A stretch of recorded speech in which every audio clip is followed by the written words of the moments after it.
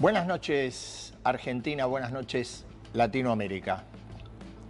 Siempre se suele cometer un error cuando se analiza, sobre todo en las relaciones internacionales, de modo lineal los vínculos entre países. Por ejemplo, la relación entre la que es todavía la primera potencia, Estados Unidos, y un país como la Argentina, de relativo peso, relativo volumen en el orden regional.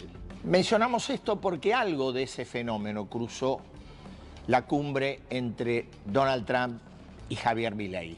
Lo que el gobierno imaginó como el cenit de su campaña electoral, como un día de euforia y de fiesta, terminó siendo un día confuso, lleno de interpretaciones, lleno de aclaraciones, porque, bueno, lo planeado no encajó con el desenlace, al menos de las primeras horas.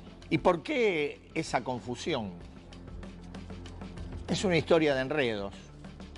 El presidente de Estados Unidos, Donald Trump, hizo una declaración diciendo que posiblemente la ayuda política y financiera de la Argentina podría cortarse si el gobierno no gana las elecciones del domingo 26. Se hicieron cantidad de conjeturas alrededor de eso hasta que quedó claro, porque el propio Trump lo señaló en un tuit, que él refería en efecto a las elecciones intermedias y que en efecto sigue y seguirá apoyando al gobierno incluso después del 26. Pero claro, su palabra generó una nueva inestabilidad en los mercados que es recurrente cada vez que se produce alguna intervención de un funcionario del gobierno de Washington. También hay que entender estas situaciones.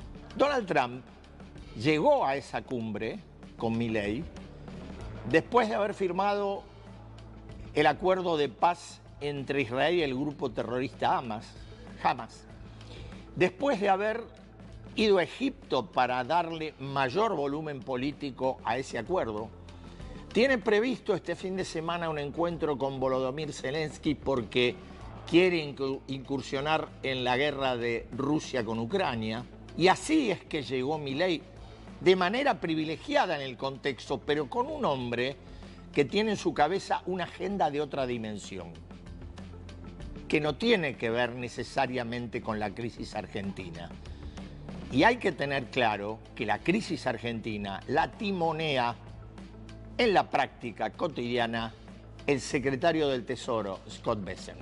Entonces aquí se podría pasar a otro aspecto de la realidad, y es preguntarse por qué la Argentina o el gobierno de este turno llega siempre de manera urgente a pedir ayuda, en este caso a Estados Unidos, casi como un sujeto mendicante.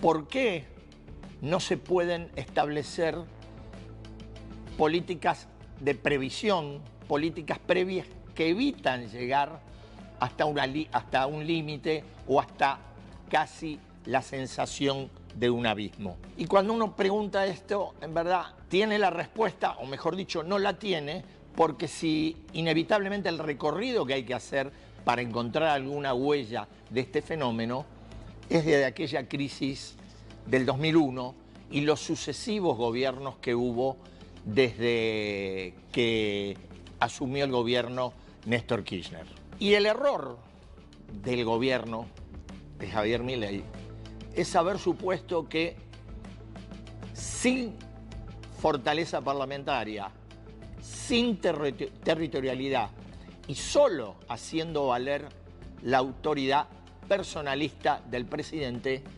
podían afrontarse y buscarse soluciones a todos los problemas.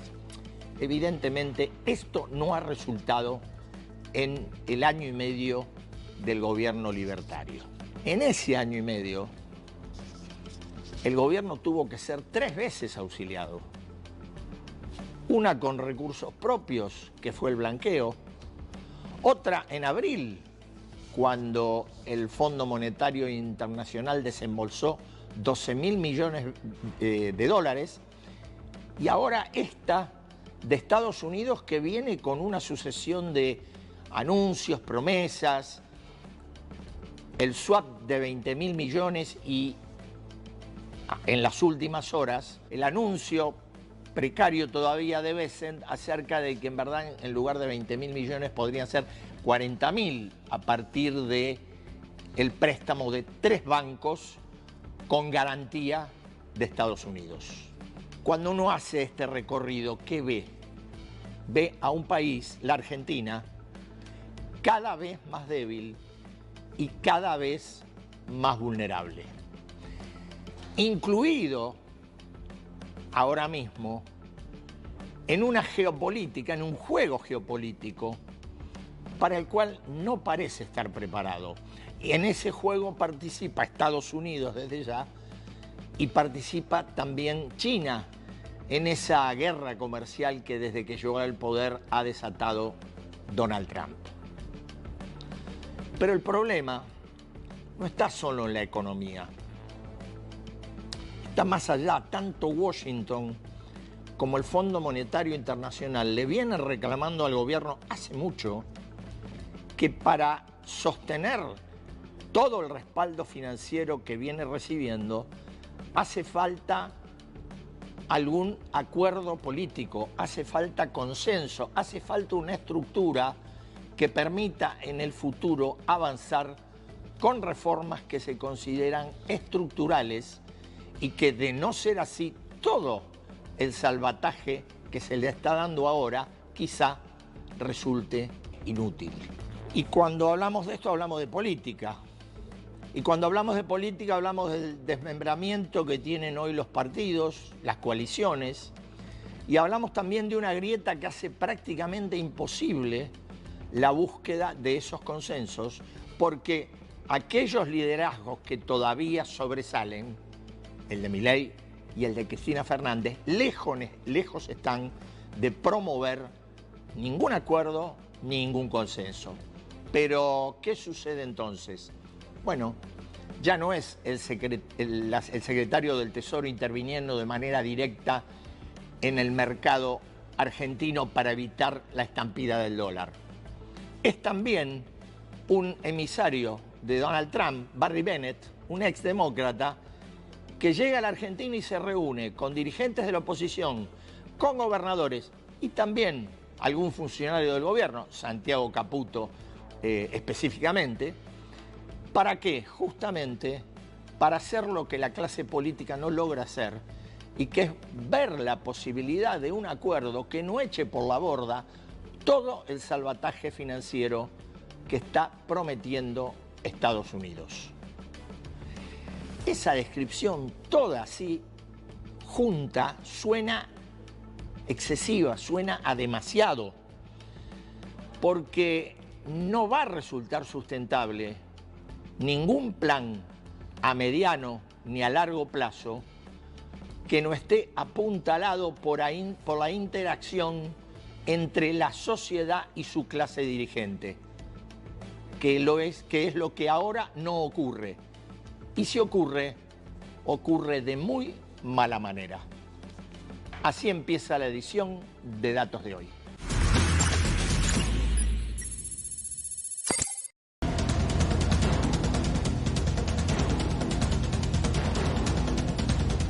It's an honor to have you here, and I just want to tell you that your career has been an amazing. Quiero agradecer profundamente el enorme trabajo que ha hecho el secretario Bessent para ayudar a superar este problema de iliquidez que tenía Argentina como consecuencia de los ataques políticos que hemos sufrido por nuestros opositores. A great philosophy take over a great country. Argentina is one of the most beautiful countries that I've ever seen, and we want to see it succeed. Very simple. I mean, we don't have to do it. It's not going to make a big difference for our country, but it will in terms of South America. If Argentina does well, you're going to have others following, and a lot of others are following.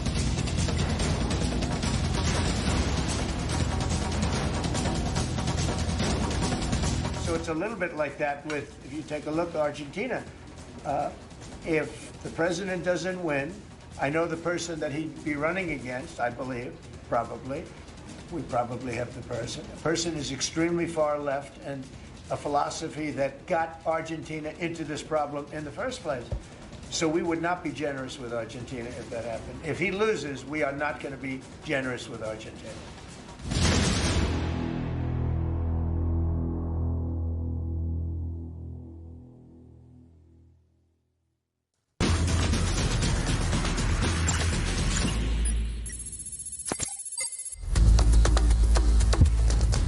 Y vamos a hablar esta noche con un diputado que además está en este momento formando parte de esa coalición de 6 gobernadores que se llama Provincias Unidas.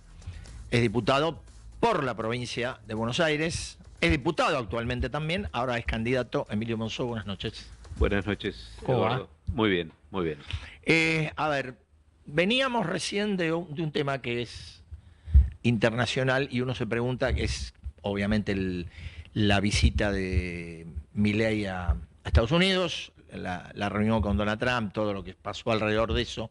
Pregunta a un hombre que camina territorio, ¿llega eso a la gente? ¿Impacta? ¿No impacta? Hablo en términos de traducción electoral, no de información. Probablemente la información llegue. ¿Cuánto eso puede impactar en el ciudadano, en el votante? No, creo que no.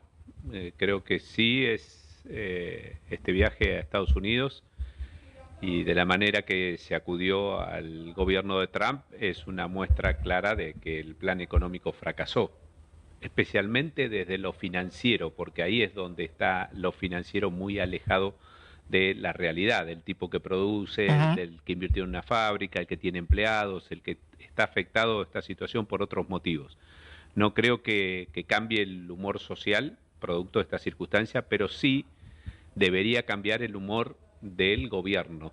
Es decir, esto fue un alivio, porque fue un alivio, la verdad que las 2 apariciones de Trump, una con un Twitter y ahora esta aparición de esta semana, produjo un alivio en los mercados. Ese alivio en los mercados debería darle cierta tranquilidad al gobierno. Yo digo que Voltaire decía que la razón es eso que se usa en los momentos tranquilos. Bueno, esto es lo que tendría que pasar ahora. Tendría que tranquilizarse el gobierno, no poner tantas expectativas en estas elecciones intermedias, porque la vara la elevan ellos todo el tiempo, lo que pasó en la elección del 6 de septiembre pasado, lo que va a pasar en esta elección. Lo que sí tiene que arremangarse rápidamente y va a ser mucho más exigente en los próximos 2 años, es la línea que le está bajando Estados Unidos. A mí me parece muy frívolo que ahora sí, pero bienvenida sea, que cuando la línea te la bajan de Estados Unidos como si hubiera alguna superioridad en ese lugar, la línea se presta atención y reaccionan. ¿Qué quiero decir esto? A partir de este momento el gobierno tiene que comenzar a trabajar en la búsqueda de consensos, en la búsqueda de aliados políticos y sobre las reformas estructurales que faltan en Argentina, pero primero, previamente, tiene que hacer estas cosas. Y quiero ser optimista en este escepticismo. Soy un optimista escéptico, algo es un oxímoron, pero quiero no dejar de ser optimista y esperar que esto sí alivie al gobierno, a la sociedad. Yo creo que ya es tarde. La decisión del voto debe estar en un 80% ya decidido el electorado. Y si vos tuvieras que arriesgar una opinión, dirías, ¿está decidido por qué razón? Por razón económica. Básicamente. Y luego están la mala praxis del gobierno de los últimos, desde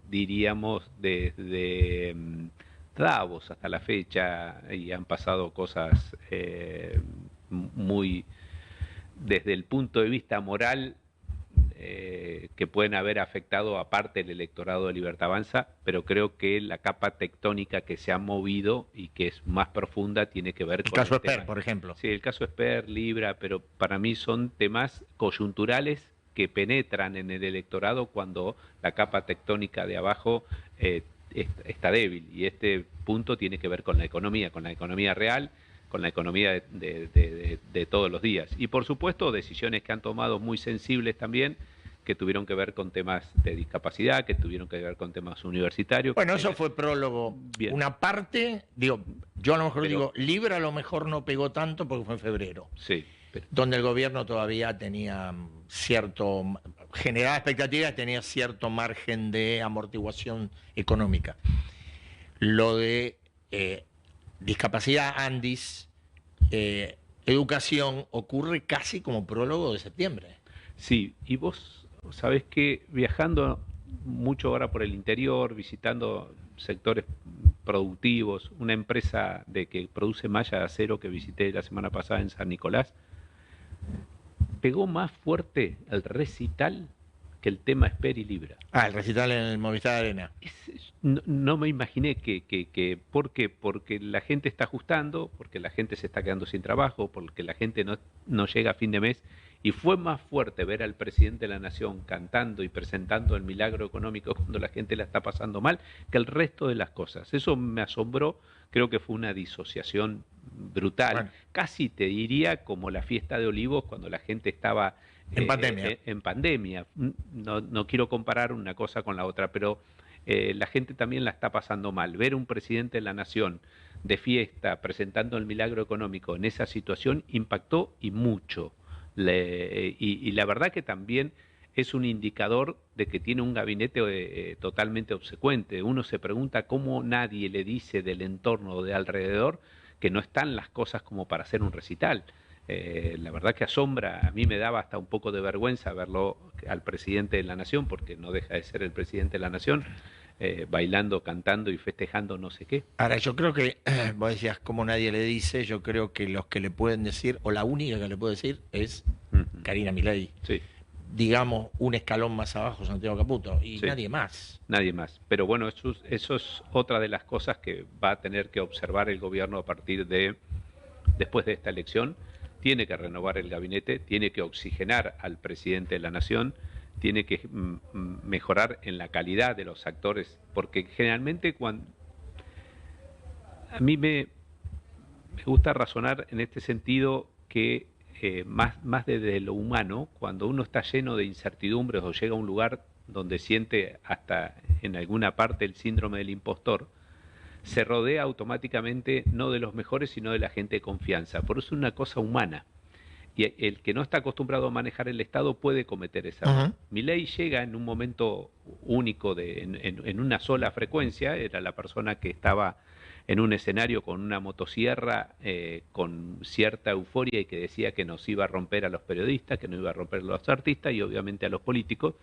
Y en ese momento de indignación y con razón de la gente votó esta personalidad. Ahora esa personalidad llega, fue muy bueno el avatar para coincidir con el humor social, pero después tenés que convertirte en estadista.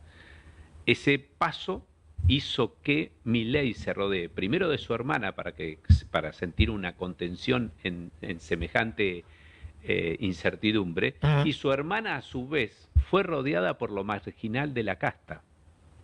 Que lo marginal de la casta vio y observó esta situación, y seguramente con la adulación, el ejemplo más emblemático de esto fue Daniel Scioli, que dijo a los 2 meses que había que entregarle el premio Nobel de Economía al presidente de la Nación, pero obviamente que al hacer esa expresión, Scioli no es pavo, él sabía que con la adulación él se fijaba el puesto dentro del gabinete. Todos, pongo el ejemplo de Scioli, pero todos hicieron lo mismo. Entonces es un gabinete que está basado en la adulación de los actores principales. Ahora, cuando te das vuelta y buscas calidad en eso, seguramente te encontrás con todo obsecuente. Ahora, el punto está, Eduardo, que el momento de ir a buscar el cambio es ahora, porque a nosotros nos ocurrió en el 2018, cuando gobernábamos, con mucha menor crisis que esta y un gabinete... Venían de una victoria muy importante. Sí, muy importante, un gabinete mucho más sólido, las formas distintas. A nosotros nos costó mucho incorporar en el 2018 gente nueva al gabinete. Te diría, casi el 80-90% nos dijo que no. Y al final, después de la crisis de Olivos, no cambiamos a nadie. Si el gobierno no aprovecha la elección y al otro día... ingresa gente con mayor calidad, le va a costar mucho en los años siguientes. Bueno, por acá hay 2 cosas que vos marcaste antes. Una es que te están demandando te lo estaban demandando de afuera, De afuera. lo cual habla del problema que tenemos adentro, Sí. porque para que te demanden un acuerdo político desde Estados tremendo, Unidos, que tremendo. lo tenés que hacer vos, Tremendo, denota la fragilidad que tenés vos. tremendo. La pregunta es, primero, si el gobierno tendrá las herramientas para hacerlo, y segundo, porque vos decías, a nosotros nos costó, y Juntos por el Cambio venía de una victoria resonante en el 2017. 41 puntos. El gobierno puede ganar, puede perder, puede empatar. ¿Qué fortaleza va a tener para esa convocatoria o para esa necesidad de articular un acuerdo? ¿De dónde saca la fortaleza? Sugerencia, no lo sé, porque es difícil pensarlo. No va a tener la legitimación que tuvimos nosotros en esa de medio término de 41 puntos.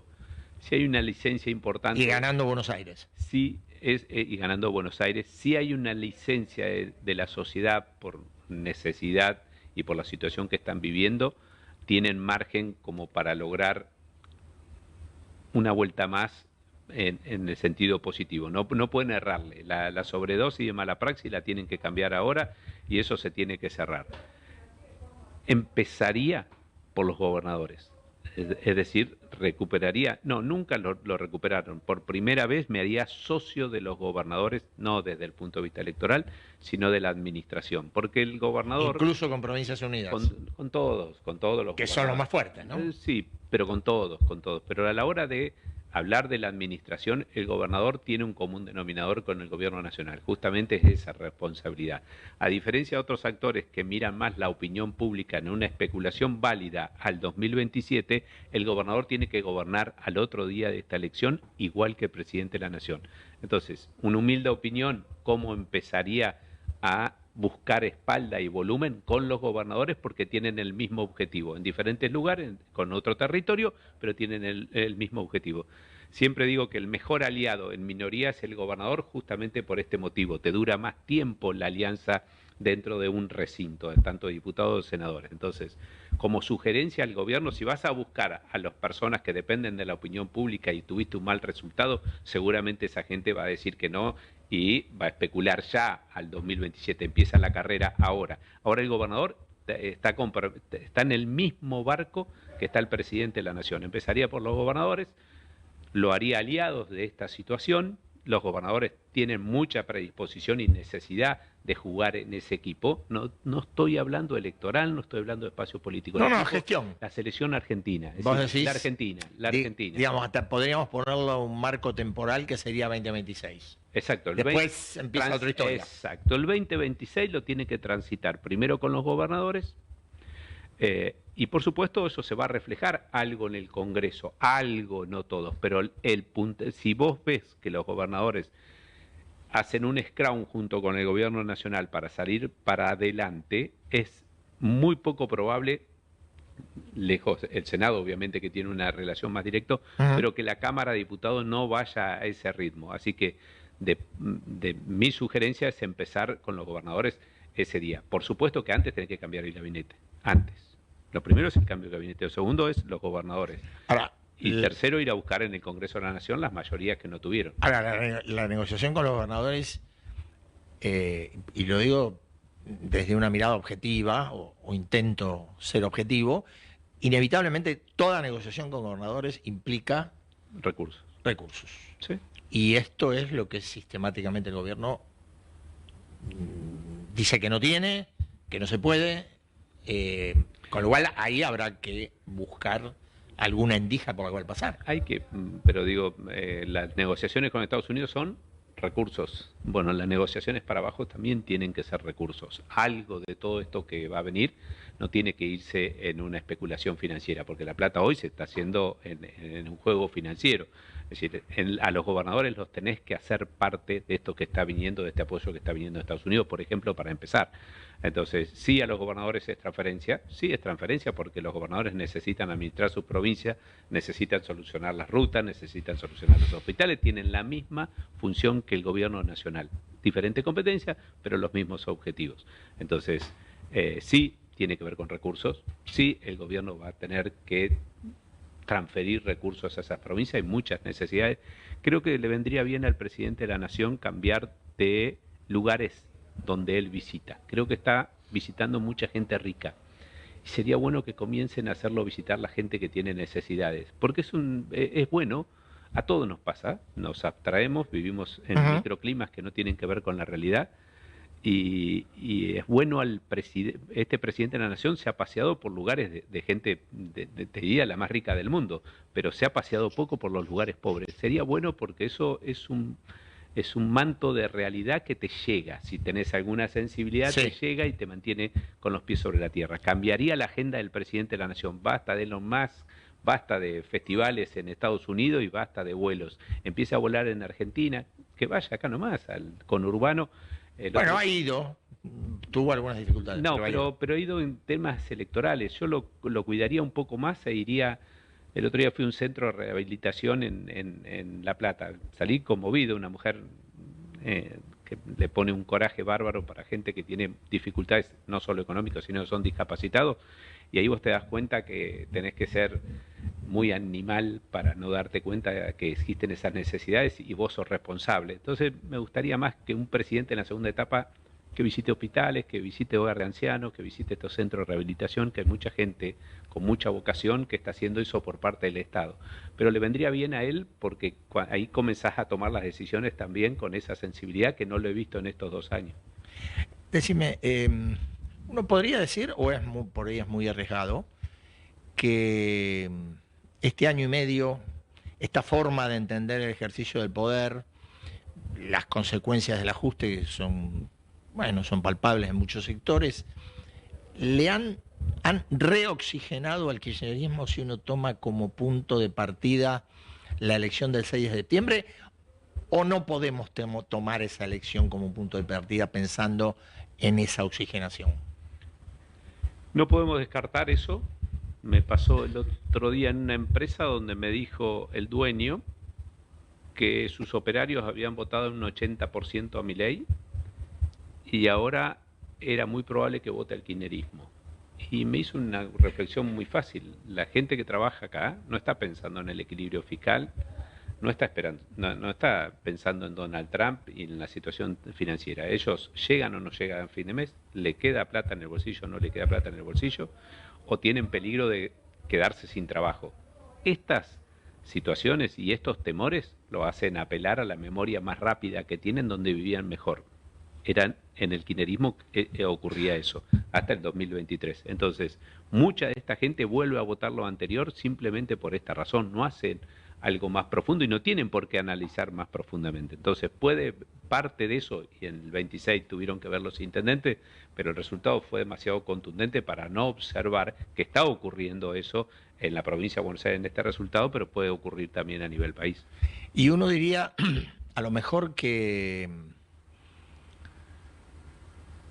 el gobierno puede ser a lo mejor perjudicado por aquel mismo factor con el cual terminó ganando de manera arrasadora la elección de balotaje, ¿no? Digo, un sentimiento de bronca, de necesidad. En aquel momento había otra cosa, en términos culturales me parece que había esta cosa de, bueno, finalmente la dirigencia política no resolvió nada, la democracia viene fracasando, había otros componentes. El tema es que ahora está lo económico y en algún punto, por algunos temas que vamos a hablar recién, el enlace también del hombre que venía a renovar con lo viejo que había quedado. Sí, hay mucho de eso, que ahí hay partes preocupantes. Hay un punto que es la polarización y el antagonismo, que tiene mucho resultado electoral, y yo le pido a la gente que estamos a pocos días de votar, que no se queden en la casa, que vaya a votar y que comencemos a pensar. Tenemos una contradicción en el mundo, casi como el adicto. Queremos que los políticos no se peleen, que los dirigentes que no se peleen, que lleguen a un acuerdo y saquen al país adelante. Ahora, cuando vamos a ir a buscar a quién votamos, nos gusta que el que está en una punta nos atrapa en las redes, nos atrapa en los medios, el tipo que violenta la conversación. Y terminamos votando por esa polarización que es tóxica y que es lo que nos tiene en esta situación actualmente. Es verdad, hubo una frecuencia que Milei coincidió con el estado o con la emoción de la sociedad. Estaba indignada y fue un voto reactivo a esa figura que con la motosierra, como dijimos hoy, nos iba a serruchar a todos nosotros. Ahora la sociedad cambió de frecuencia, pero no sé si Milei tiene capacidad para hacerlo. Milei sigue siendo, el otro día este festival de Milei tuvo que ver con esto que acabo de decir.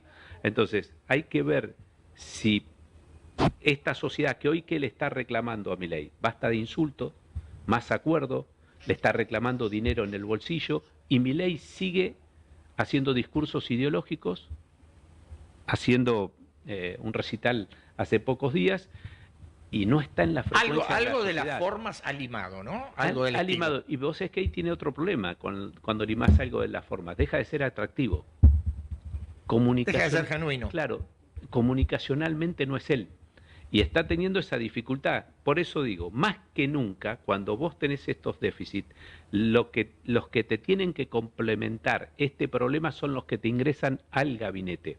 Cuando vos al gabinete ingresás obsecuente, es más todo de lo mismo. Entonces le dice, voy a cantar a un estadio bárbaro, espectaculares, porque ellos sostienen el lugar. Si vos traes prestigio, vas a compensar esos problemas que está teniendo hoy de comunicación. Está obligado comunicacionalmente también, no solo con respecto a la gestión, a cambiar ese gabinete. Decime la última, te hago. Viendo cómo se han venido desarrollando los episodios desde diciembre del otro año que asumió Milei, y analizando un poco todo el contexto, incluso lo que hablábamos recién de, bueno, esto si el kirchnerismo se reoxigena o no, ¿pensás que este ciclo libertario es una transición hacia algo nuevo y que es, si querés, la última parte de lo viejo, o esto puede inaugurar? ¿Crees que forma parte ya del proceso que tiene que venir de recomposición, regeneración de la política, las instituciones, etcétera? Sí, creo que viene hacia ahí. Para mí, desde la locura a la mesura, es filosófico, no es político. La gente va a ir a buscar lo normal. Esto fue una etapa, desde todo punto de vista, es todo muy extraño. El referente, vamos a hablar nuevamente del viaje a Estados Unidos, el referente de Milei es Trump. Sí. ¿Mm? Y Trump ayer celebraba el aniversario de Eisenhower, que es su referente en la historia de Estados Unidos, que predicaba. Le decía a los republicanos que el que pensara eliminar la seguridad social no era un republicano moderno, que las instituciones tienen que ser instituciones sólidas, que tienen que proteger la industria, por eso lo atrapa a Trump, nacional. Digo, y Milei es todo lo contrario de lo que predica Trump y de lo que celebraban ayer en ese almuerzo. Entonces digo, ideológicamente el mundo no va para ahí. Desde el COVID para esta fecha, el mundo entendió en el COVID la dependencia que nosotros tenemos de los insumos de Asia. Uh-huh. Lo entendió por los medicamentos. Después eso se amplió al resto de los productos. A partir de ahí hay una tendencia, todo lo contrario a esta ideología libertaria, que no lo aplica ningún país del mundo. Por eso digo, esto terminó. A ver, ideología libertaria mentirosa, el Banco Central interviene más que nunca, el mercado está intervenido más que nunca, todo es, es verso, no es real. Ahora, digo, se quedó ideológicamente sin discurso, porque eso también se terminó. No tiene buenas formas. Para mí es una etapa terminada. La entiendo a la sociedad cuando vota por la situación y por la digestión pesada que teníamos los argentinos, pero ya la sociedad va a reclamar velozmente otro tipo de presidente de la nación. Espero, hoy tuvimos un acto que de Provincias Unidas, de los gobernadores, de los intendentes municipales, que viven otro tipo de política, que se ocupan de las políticas públicas, que el Estado está presente, pero principalmente que tienen una relación mejor con los otros. Los otros en el sentido más amplio claro, del significado de lo que significa el otro. Emilio, gracias. No, gracias a vos por haber estado. Nosotros vamos a ir a un corte. Después del corte vamos a hablar de lo que ha sido indudablemente el tema internacional de la semana, el acuerdo de paz entre Israel y el grupo terrorista Hamas. Vamos a estar con Mauro Berenstein, el titular de la DAIA. Ya volvemos.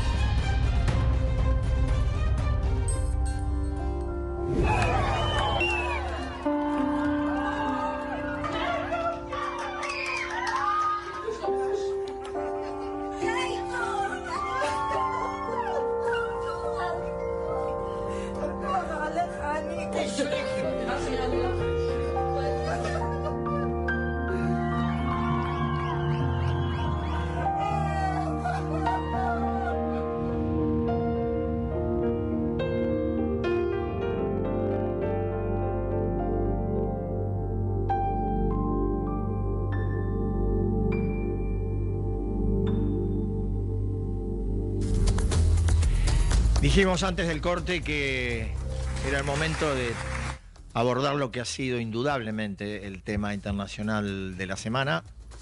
Estamos con Mauro Berenstein, el titular de la DAIA. Mauro, gracias por estar. Gracias por invitarme.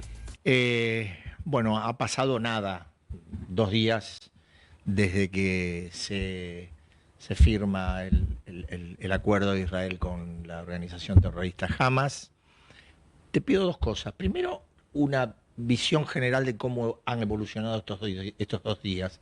Y segundo, ¿vos te animarías a calificarlo de acuerdo de paz o de tregua por ahora?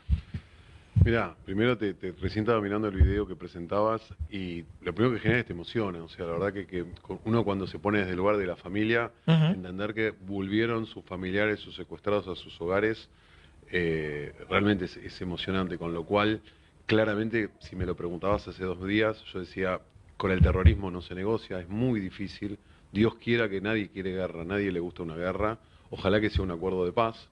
Si me preguntás, es difícil porque estás negociando con terroristas. De hecho, fíjate hasta qué punto, gracias a Dios, los secuestrados volvieron a casa, pero todavía los cuerpos de los secuestrados, que inclusive para la comunidad judía un cuerpo es tan importante como una persona viva, todavía no han vuelto. Han vuelto pocos. Han vuelto 4, de los cuales hoy ya se sabe que uno de los 4 no era familiar ni no era ninguno de los secuestrados. Entonces digo, ahí tenés un tema muy complejo, con lo cual cuando uno se sienta a negociar con el terrorismo, hay que entender que es terrorismo, que es muy difícil, que son gente que se visten de civiles, pero son terroristas.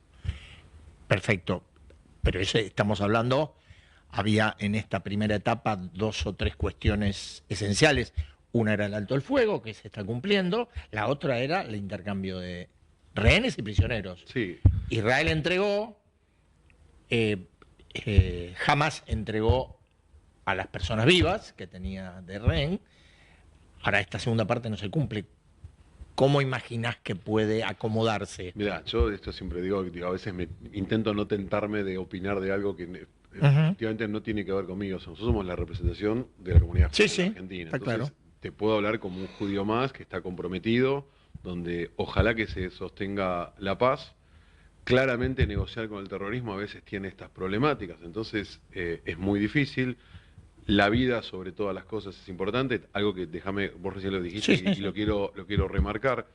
Israel intercambió a rehenes civiles que estaban en sus hogares, que fueron violados, secuestrados, personas de la vida civil, por crímenes, o mejor dicho, por personas condenadas de crímenes que fueron juzgados y estaban condenados, y se lo está devolviendo como un esfuerzo que está haciendo Israel para devolver a su población. Entonces, ya partimos de una base de un intercambio, por eso a veces cuando uno escucha a los civiles o a la gente cuando sale a defender banderas, que yo estoy convencido que no tienen ni idea de lo que están defendiendo, es muy complejo entender eso. O sea, se está devolviendo, el Estado de Israel está devolviendo personas condenadas que se ha demostrado que son criminales por personas civiles que fueron arrancadas de sus hogares. De vuelta, una vez más, nadie quiere la guerra es algo extremadamente doloroso para todo el mundo. Bueno, ha sido estos 2 años y pico. Ha sido muy grave. De hecho, uno de los temas que nosotros siempre hablamos, yo creo que el 7 de octubre partió y fue el comienzo de un ataque terrorista que obviamente se llevó, 250 vidas secuestradas, pero más de 1000 personas fueron fallecidas. Pero eso para mí fue un inicio de un ataque terrorista que después se llevó durante 2 años, que claramente lo que se buscaba era un crecimiento del antisemitismo, un posicionamiento de la población judía en el mundo de víctima a victimario, generar una opinión pública tremenda, donde para mí está todo totalmente digitalizado. Lamentablemente muchas de esas personas lo entendieron, levantaron banderas o levantaron simbolismos sin entender de qué se trataba.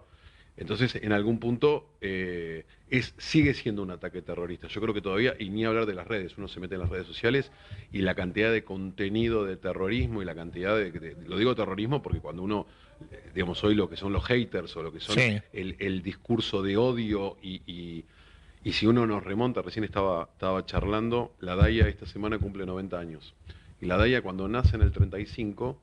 nace como un grupo de judíos que estaban viendo lo que estaba pasando en Europa ante el nazismo, en esta búsqueda de discurso de odio, que después terminó en un real genocidio que fue el genocidio del Holocausto. Bueno, de alguna manera y por eso creo que es nuestro compromiso, estamos muy preocupados porque lo que se está haciendo hoy de una forma moderna, de hecho todos sabemos que Goebbels, que fue el responsable de propaganda nazi, era un lugar clave en el ejército nazi. Bueno, claramente Hamás es un lugar clave en su operación en las redes sociales. Entonces, es muy complejo, perdón. No, bueno, no.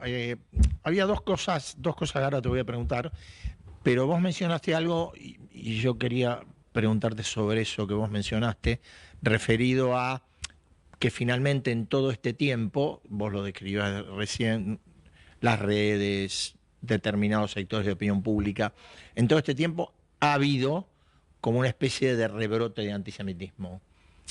Particularmente en la Argentina, ¿vos percibiste algo? Sí, sin duda. A ver, vos sabés que la DAIA tiene un departamento que es el Centro de Estudios Sociales, donde nosotros... Más allá de lo que uno ha visto como... No, por eso te lo digo con datos concretos. Nosotros tenemos un departamento que recibimos las denuncias y las procesamos.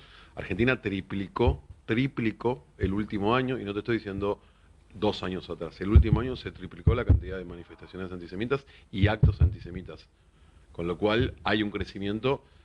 En el mundo es mucho más, hay lugares del mundo como, no sé, Australia o mismo las universidades cuando fue en Estados Unidos, en Chile, donde es muy superior, pero Argentina hoy tiene 3 veces más antisemitismo que tenía hace 2 años atrás. Entonces, es preocupante, realmente es preocupante. ¿Y eso se mide estadísticamente? Eso se mide estadísticamente. Nosotros presentamos hace 2 meses, la DAIA todos los años presenta su informe de antisemitismo, donde se hace un detalle. Repetime el porcentaje, me dijiste.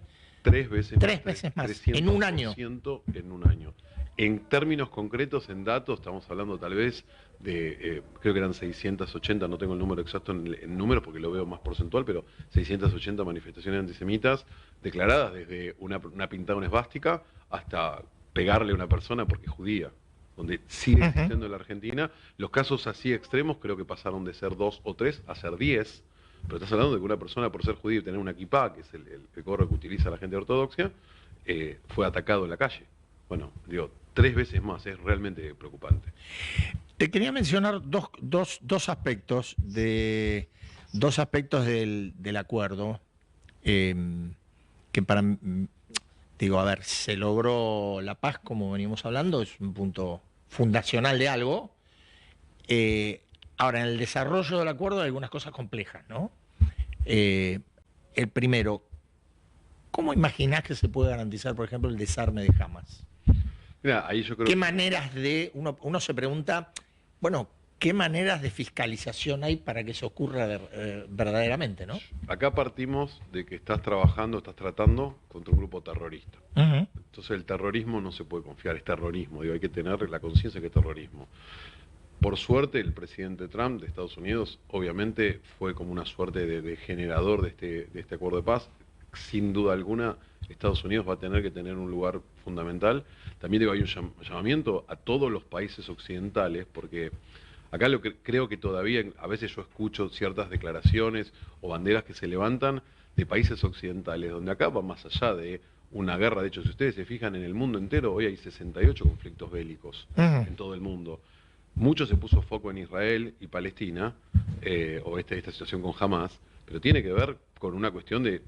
La verdad que no termino entendiendo, porque por un lado vos decís, yo tengo un grupo occidental, el occidente, el mundo occidental, libre, democrático, que es Israel, negociando contra un grupo terrorista, y un mundo occidental donde o apoya o no toma el lugar que tiene que tomar. Por suerte Estados Unidos lo ha hecho, por suerte Argentina sigue en la misma alineamiento, el gobierno argentino acompaña, y la verdad que para mí es un mérito que acompañe esta postura.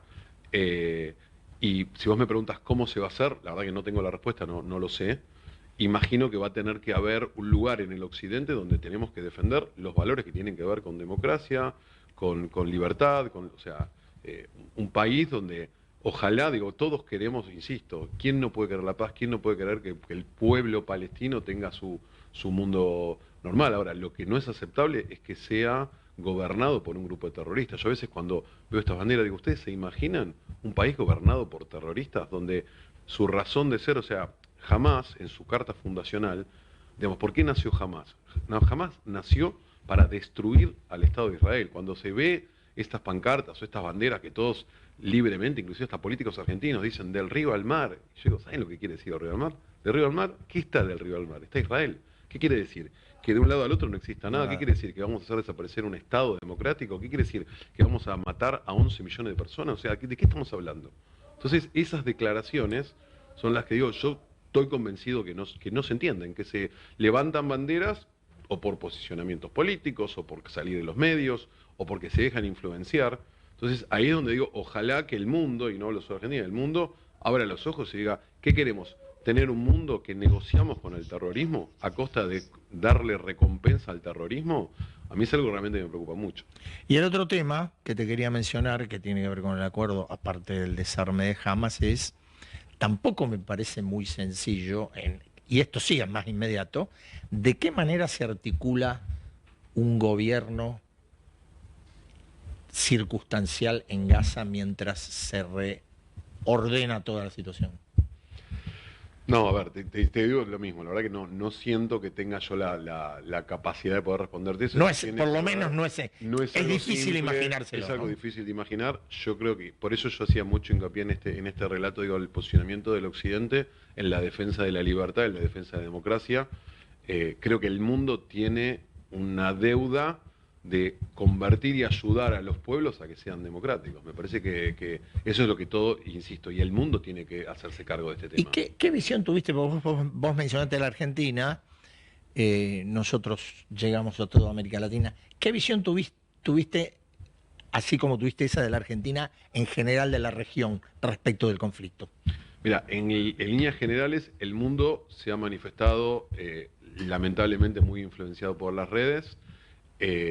No fue, de hecho, el despertar, por eso yo digo que este ataque terrorista nace en Israel, se expande en el mundo por las redes sociales con un discurso y con una narrativa que busca generar víctima y victimario. Eso se expandió en el mundo. Pocos países del mundo, si ustedes ven, realmente han sostenido. Por eso yo reconozco la postura del Estado argentino, reconozco la postura del Estado paraguayo. Digo, hay países que realmente han tomado banderas de Estados Unidos, digo, banderas de entender qué era el terrorismo y qué era un país liberal o democrático. Y la verdad que, a ver, nadie le gusta una guerra, pero nosotros tenemos que defender la democracia, tenemos que defender los valores occidentales. Mauro, gracias por haber venido. Por favor, un placer haber conversado. Nosotros estamos completando así el programa y volvemos como todos los miércoles a las 21. Chau, buenas noches y gracias.